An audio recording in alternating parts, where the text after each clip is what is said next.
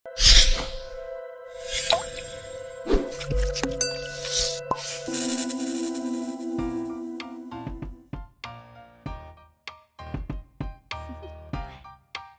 you wanna know?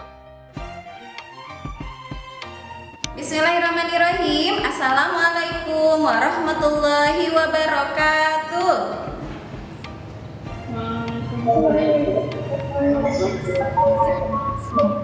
Apa kabar kelas 7A? Alhamdulillah, luar biasa. Allahu Akbar, yes. Oke.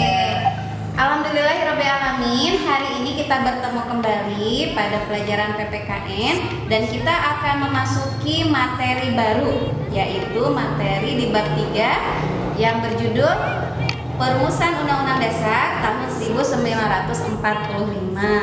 Oke, sebelum kita mulai, agar pembelajaran ini berjalan dengan lancar, mari kita bersama-sama membaca basmalah.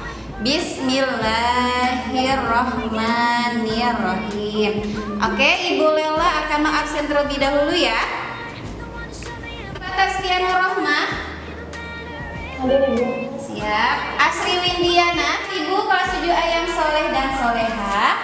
Kita akan mengawali, kita akan memulai materi di bab 3 ini. Ibu Lela akan mencoba men-share screen ya.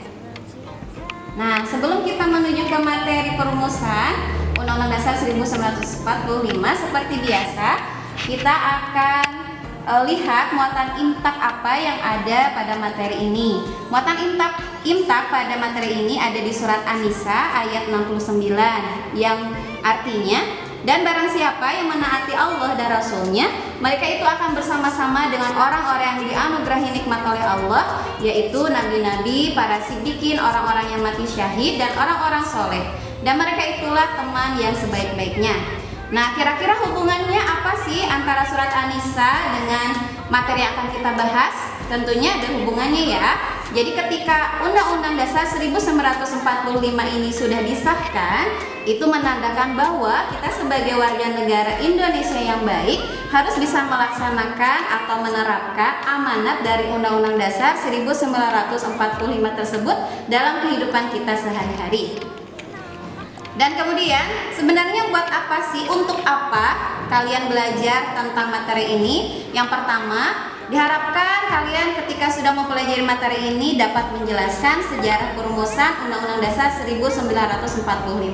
Kemudian yang kedua, mampu mengidentifikasi tokoh-tokoh perumusan Undang-Undang Dasar 1945. Hakikat konstitusi dan Undang-Undang Dasar. Nih, kata konstitusi ini berasal dari berbagai bahasa. Yang pertama,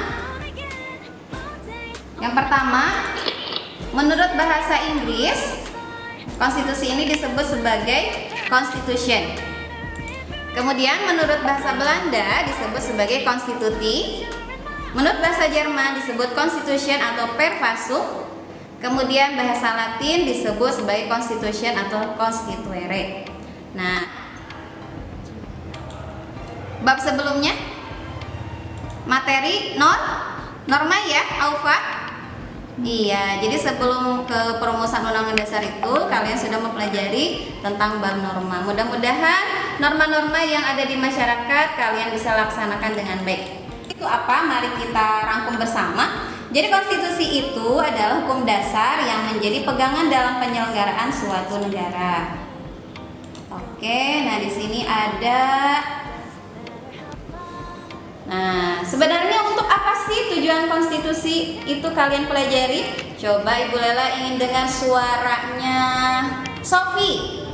Sofi, silahkan dibacakan tujuan konstitusi. Ada 2 ya tujuannya.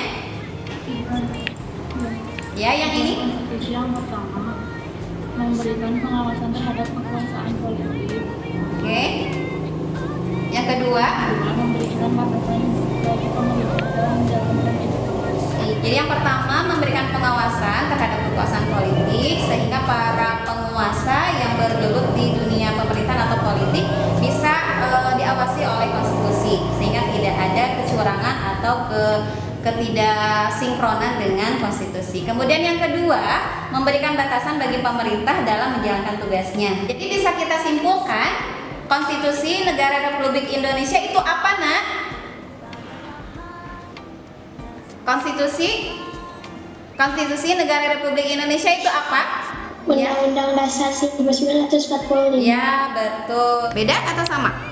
Kalau Undang-Undang Dasar itu sumber hukum tertinggi atau dasar hukum tertinggi. Tapi kalau Pancasila sumber dari segala sumber hukum. Beda atau sama? Ada yang masih ingat? Beda. Bedanya terletaknya di mana, Azra?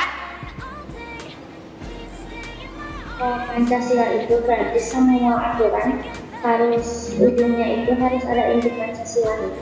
Oke, jadi Pancasila itu dijadikan sumber dari segala sumber hukum ya. Jadi kalau Undang-Undang Dasar mau diamandemen atau misalnya mau membuat undang-undang, mau membuat peraturan daerah, semuanya harus bermuara kepada nilai-nilai Pancasila. Tidak boleh bertentangan, gitu ya. Jadi posisi Pancasila adalah yang paling tertinggi dibandingkan dengan Undang-Undang Dasar. Oke, terima kasih Azra. Jadi Mazda, coba tolong dibacakan tentang perumusan Undang-Undang Dasarnya, Mazda. Perumusan Undang-Undang Dasar 1945 dilakukan pada sidang BPUPKI yang kedua.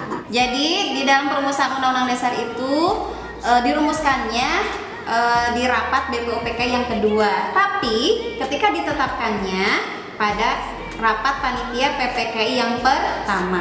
Gimana, bisa dipahami ya sejauh ini? Any question please? Sudah paham atau jelas? Oke. Nanti kalau kalian tidak bertanya, Ibu Lela yang bertanya ya. Insya Allah dapat poin banyak dari Ibu. Oke, tidak ada pertanyaan. Nah, Ibu Lela ada ada tayangan video. Tapi sebelum ke tayangan video, kita menyanyikan salah satu lagu wajib nasional, Bangun Pemuda Pemudi. Bangun Pemuda Indonesia,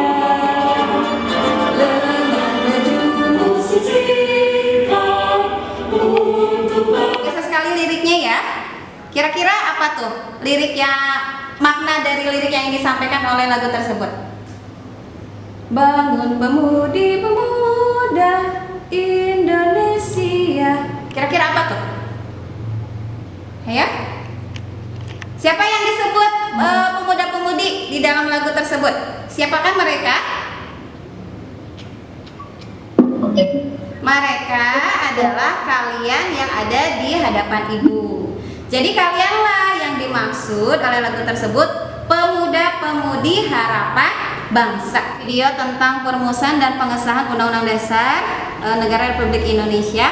Nanti kalian tonton dari awal sampai selesai, kemudian kalian catat makna apa yang ada di dalam video tersebut. Kemudian setelah selesai dicatat materi atau maknanya, silakan materinya atau maknanya itu kalian kirimkan ke Google Classroom ya.